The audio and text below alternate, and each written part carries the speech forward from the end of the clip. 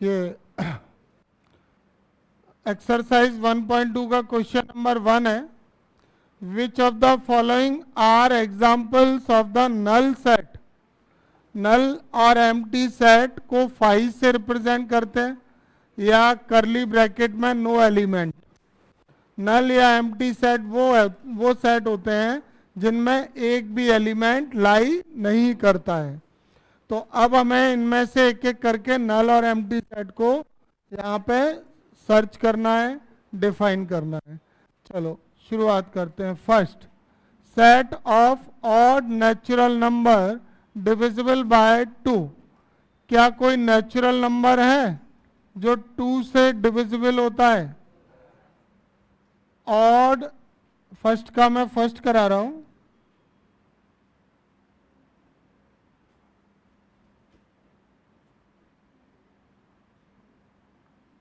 Odd natural numbers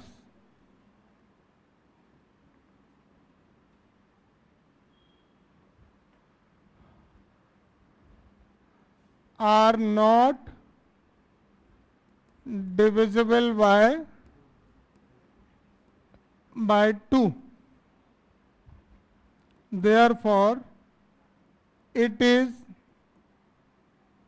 a null set. ठीक है, एक पूरा प्रॉपर लिखने का तरीका कैसे लिखना है क्या है वो मैं बता देता हूं। जैसे फर्स्ट के सेकंड को मैं कर रहा हूं। पहले तो हम लेट कर लेंगे इसको बी से, ये वाला ए से कर देना इसको, पहले वाले को। तो बी से लेट करने के बाद लिख देंगे बी किस चीज का सेट है। बी है set of even prime numbers. तो इवन प्राइम नंबर होता है क्या? कोई ऐसा प्राइम नंबर बता सकते हैं वो इवन नंबर भी है? 2। तो 2 प्राइम नंबर है और इवन नंबर भी है। तो इस बी सेट में एलिमेंट क्या आ गया? 2 आ गया।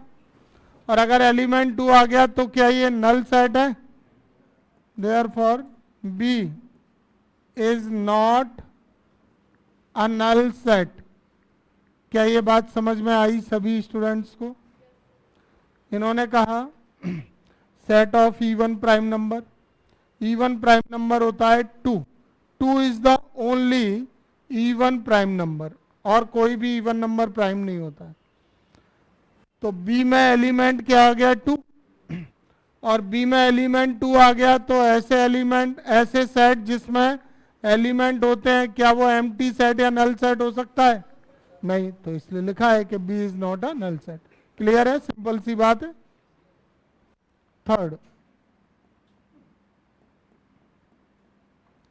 थर्ड में क्या है?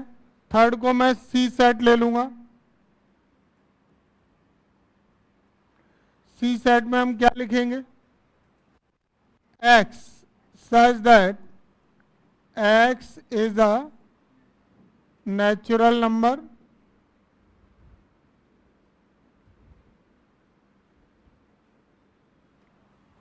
and x less than 5 and x greater than 7।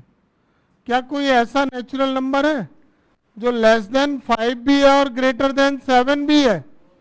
हो सकता है 5 से छोटा और 7 से बड़ा।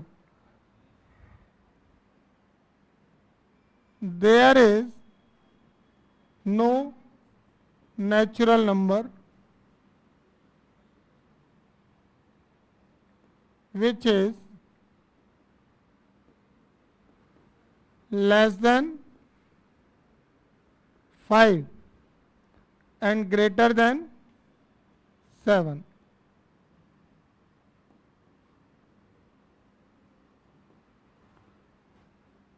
Hence C is not, sorry, C is a, hence C is a null set। Is it clear? कोई डाउट है किसी को? Next, number 4। वाई फर्स्ट का फोर्थ है, सेट डी ले लेंगे। y such that y is a point common to any two parallel lines. y such that y is a point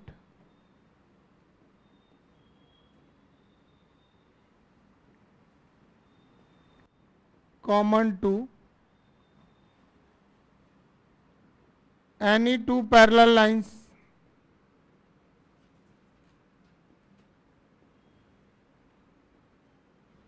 तो बताइए क्या पैरेलल लाइन में कोई कॉमन पॉइंट होता है? If two lines are parallel, parallel line होंगी तो वो इन्फिनिटी तक जाएंगी दोनों, या कभी इंटरसेक्ट करेंगी? और इंटरसेक्ट नहीं करेंगी तो कॉमन पॉइंट होगा क्या? तो हम लिख देंगे there is no common point, there is no common point between two parallel lines.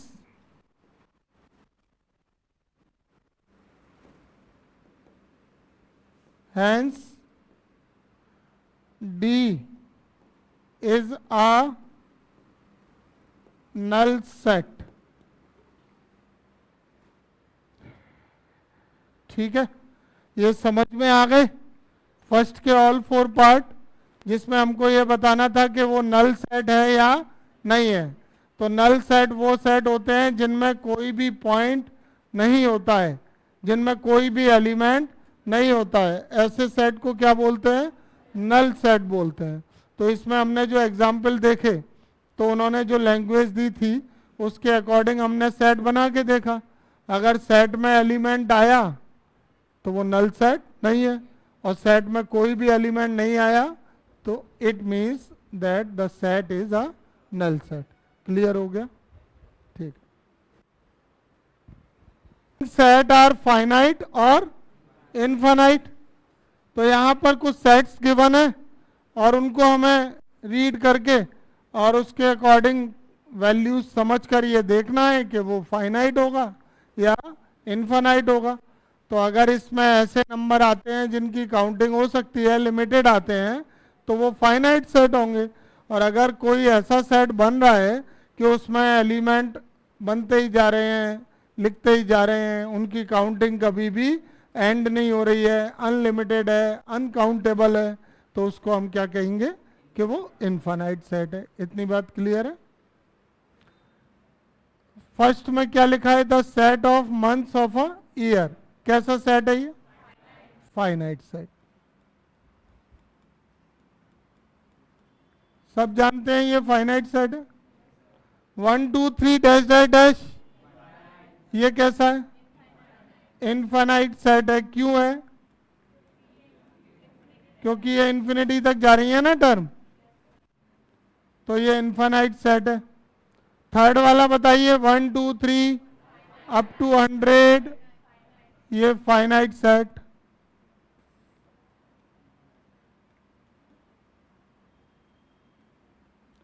The set of positive integers greater than 100, 100 से ग्रेटर पॉजिटिव इंटीजर क्या आएंगे यहाँ पे? पहले लिखें तो ग्रेटर क्या आएंगे? 101, 102, 103, ऐसे कहाँ तक? इन्फिनिटी तक। तो ये क्या हुआ? Infinite set.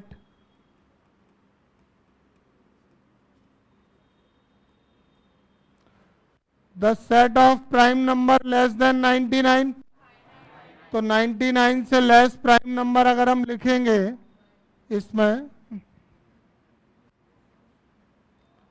तो 2 आ जाएगा, 3 5 7 11 dash dash dash, last 99 prime number कहाँ है? 97 तक आएंगे, 97 के आगे तो नहीं आएगा। तो ये कैसा हुआ? फाइनाइट सेट हुआ। क्लियर है क्या सभी स्टूडेंट्स को? ये फाइनाइट और इनफाइनाइट सेट इधर समझ में आ गए? इधर कोई डाउट नहीं? ठीक है, नेक्स्ट क्वेश्चन नंबर 3 को रीड कर लें, अपनी बुक में रीड कर लें क्वेश्चन नंबर 3 को। State whether each of the following set is finite और इनफाइनाइट। यहाँ पर भी लैंग्वेज फॉर्म में लिखे हैं और वही बताना है फाइनाइट है या इनफाइनाइट। तो देखिए फर्स्ट वाला, the set of lines which are parallel to x axis, x axis के पैरेलल, मैं जरा ड्रॉ करके दिखा देता हूं।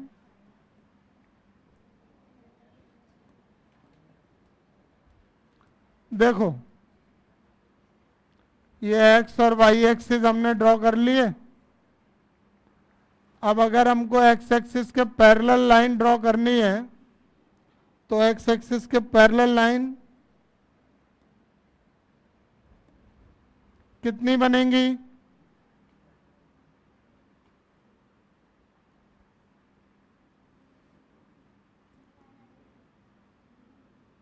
मतलब ड्रॉ होती चली जाएंगी ना, ऐसे बनाते जाइए आप कहीं तक भी, बहुत सारी लाइन ये बनती जाएंगी और नीचे भी बनेंगी, ये भी तो बनेंगी। ऐसे जहां तक बना सकते हो बन सकती है। तो इस तरह से ये थर्ड का जो फर्स्ट है वो क्या है? इनफाइनाइट सेट है ना, ये एक्स एक्सिस है, ये भी इधर ऐसे और बनती जाएंगे इन्फिनिटी तक। ठीक है, तो थर्ड का फर्स्ट क्या हुआ?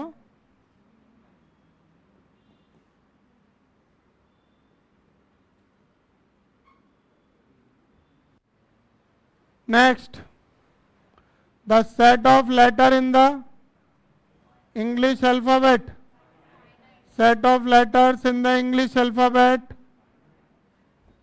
तो सेट ऐसे ही डिनोट कर लेते हैं, इंग्लिश अल्फाबेट के लेटर्स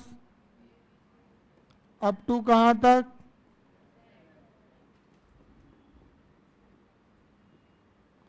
ये कैसा हुआ?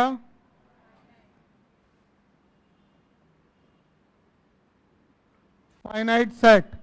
Next, the set of number which are multiple of 5, multiple of 5, 5, 10, 15, 20, infinity तक माइनस के भी आ जाएंगे। तो ये कैसा हुआ? Infinite set.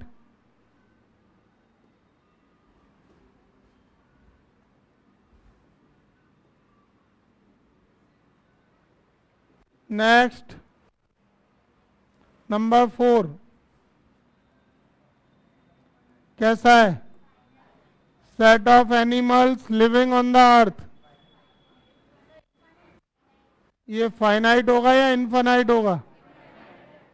फाइनाइट होगा। कहाँ तक काउंटिंग करोगे?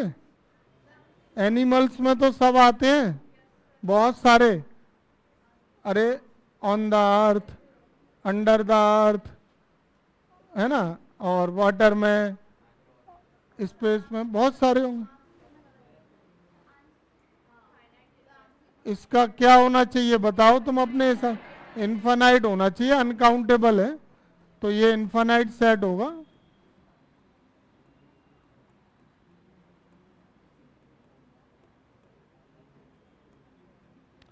Number 5, the set of circles passes through the origin. Origin से सर्कल ड्रॉ होंगे ना, तो ऐसे कितने सर्कल हैं? वो फाइनाइट है या इनफाइनाइट है? जैसे मैं यहां दिखा देता हूं ना,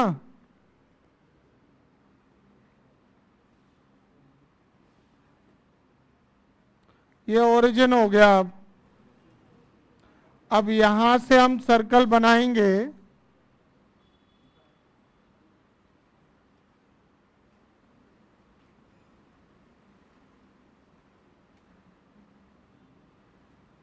ऐसे बनते जाएंगे कि नहीं?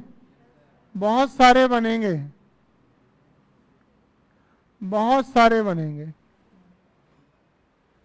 और इतने बनेंगे कि उनकी काउंटिंग नहीं की जा सकती है। तो इसलिए ये थर्ड का फिफ्थ भी क्या होगा, infinite set.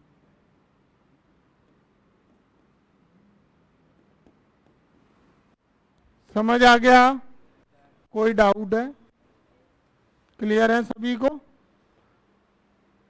Positive even integer and x less than equal to 10, 10 से x छोटा है, इक्वल भी है, इवन पॉजिटिव इंटीजर। तो जीरो, क्या जीरो इवन पॉजिटिव इंटीजर है? यहां प्रॉब्लम जीरो पे ही आनी है और नहीं आनी है प्रॉब्लम, क्योंकि तुम कहोगे लेस देन इक्वल टू 10 तो तुम लिख सकते हो 0, 2, 4, 6, 8, 10। अगर ये लिख रहे हो तो ये दोनों अनइक्वल है, और अगर जीरो नहीं ले रहे हो तो इक्वल है। अब प्रॉब्लम यही है कि जीरो लें या जीरो नहीं लें, बताओ। जीरो ना तो पॉजिटिव इंटीजर है और ना ही नेगेटिव, जीरो सिर्फ इंटीजर है। जीरो को ना तो पॉजिटिव इंटीजर बोलते हैं ना ही नेगेटिव, तो इसमें जीरो इंक्लूड होगा नहीं होगा। तो सिर्फ कहां से आएगा ये 2, 4, 6, 8, 10 आएगा। तो थर्ड वाले का आंसर क्या हो जाएगा फिर, ए इक्वल टू बी। ये चीज किसी स्टूडेंट को नहीं समझ में आई हो तो बता दें मुझे। थर्ड वाला सबको क्लियर है? Fourth, x is a multiple of 10। मैं लिख देता हूं एक बार फोर्थ के जो सेट ए और बी है ना उनकी वैल्यू लिख देता हूं। थर्ड में भी लिख सकते थे तुम चाहते तो। हाँ, तो 10 के मल्टीपल क्या हो जाएंगे, 10, 20, 30 अप टू इंफिनिटी। और बी में देखा जाए तो बी में तो 10 है, 15, 20, तो इसमें काफी ऐसे एलिमेंट आएंगे जो बी में होंगे लेकिन ए में नहीं होंगे। That's why set A not equal to set B. ठीक है, क्लियर हुआ? ये था 4। 5, क्वेश्चन नंबर 5 को पढ़ लें बुक में पढ़ लें और देख लें क्या कहना है इनका। Are the following pair of set equal, give reason. हमें ये बताना है कि ये इक्वल है या नहीं है, रीजन भी बताना है। तो पहले ए को लिखा, ए में क्या क्या आया, 2, 3। अब मैं बी को लिखता हूं, x such that x is solution of x square plus 5x plus 6 equal to 0। तो सेट बी में इनका ये कहना है कि ये जो क्वाड्रेटिक इक्वेशन है ना, इस क्वाड्रेटिक इक्वेशन का जो सॉल्यूशन आएगा, जितने भी आएंगे वो सभी सॉल्यूशन क्या होंगे, सेट बी के एलिमेंट होंगे। ठीक है, बी में मुझे ये क्वाड्रेटिक के सॉल्यूशन इंक्लूड करना है, इंसर्ट करना है, तो मैं क्वाड्रेटिक को सॉल्व कर लेता हूं। उससे हमें सेट बी के एलिमेंट्स मिल जाएंगे। फैक्टर क्या हुए, 3 and 2, x कॉमन ले लेंगे, 2 कॉमन ले लेंगे, पूरी टर्म से कॉमन ले लेंगे x प्लस 3, तो x प्लस 2 आ जाएगा। एक बार x प्लस 3 को 0 कर लेंगे, x की वैल्यू -3। एक बार x प्लस 2 को 0 कर लेंगे, x की वैल्यू -2। तो सेट बी के एलिमेंट क्या क्या हो गए फिर, करली ब्रैकेट, स्मॉलर वैल्यू पहले, ग्रेटर वैल्यू बाद में। अब बताइए क्या इक्वल है, therefore we can say that A not equal to B. 5 का फर्स्ट सॉल्व हो गया, समझ में आ गया सभी को? कोई डाउट, कुछ क्रॉस क्वेश्चन कुछ भी है तो पूछ सकते हैं। उसके लिए मेरी परमिशन की जरूरत नहीं है कि मैं बोलूं तभी पूछना है। 5 के सेकंड पर आ जाते हैं। ये लैंग्वेज तुम लिख देना, मैं सीधा सेट बना देता हूं। ए में हमको क्या करना है, पहले तुम ए लिख देना पूरा, ठीक है, लिख दोगे, वेरी गुड। इसके बाद मैं इसका कौन सा फॉर्म बना रहा हूं, रोस्टर फॉर्म। ये कौन सी है, सेट बिल्डर है। तो रोस्टर फॉर्म में ये क्या कह रहे हैं कि इस वर्ड के लेटर लिख लो। तो इस वर्ड के लेटर कौन कौन से हैं, एफ ओ एल डब्ल्यू, सही है। अब क्या लिखोगे, बी, बी लिख देना, बी की पूरी लैंग्वेज। अब बी में इनका क्या कहना है, वॉल्फ के लेटर डब्ल्यू ओ। क्या आप देखकर बता सकते हैं इक्वल है या नहीं है, ए इक्वल टू बी, हो गया। समझ में आ गया सभी स्टूडेंट्स को। Next question number 6, from the sets given below select equal set. इसमें से इक्वल सेट सिलेक्ट करने हैं, तो बताइए मुझे कौन कौन से इक्वल है। बी किसके इक्वल है, डी के, बी इक्वल डी है, एग्री है सभी। और ई और जी इक्वल है, एलिमेंट सेम होना चाहिए और उनके नंबर ऑफ एलिमेंट भी सेम होना चाहिए, जिनको कार्डिनल नंबर्स बोलते हैं। किसी भी सेट के जो एलिमेंट्स की काउंटिंग है वो कार्डिनल नंबर होते हैं उसके। तो कार्डिनल नंबर इसमें 4 है, इसमें 2 है, कार्डिनल नंबर 2 इसमें, ऐसे। और कोई इक्वल तो नहीं है, नहीं है, हो गए। और कोई क्वेश्चन रह गया है इसमें, कंप्लीट हो गया 1.2, ठीक है।